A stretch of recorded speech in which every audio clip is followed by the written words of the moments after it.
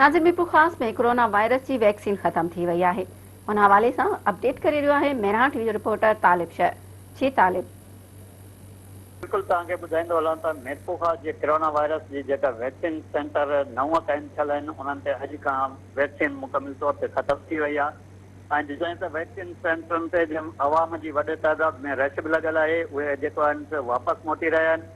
उन हवाले सां जेको फोकल पर्सन अताउल्ला मरी आहे उन सां असांजो राब्तो थियो त हुन इहो ई ॿुधायो त असां वटि वैक्सीन मुकमिल तौर ते ख़तमु थी वई आहे। उन में काफ़ी उहे वैक्सीन जा माण्हू शामिल आहिनि जेके जिनखे ॿियो दफ़ो डोज़ लॻणो हो उन्हनि जी अक्सरियत वधीक आहे ऐं पहिरियनि जी बि वधीक आहे जिनखे न लॻी आहे उन्हनि में वॾे तइदाद में जेको नौजवान औरतूं मर्द शामिल आहिनि उहे बि वेठा आहिनि।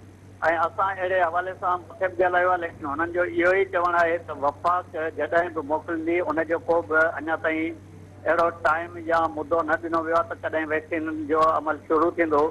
उन में इहो अणॼाणायल मुदे ताईं जेको वैक्सीन असां वटि फ़िलहाल बंदि आहे। जी तालिब, तव्हांजी महिरबानी।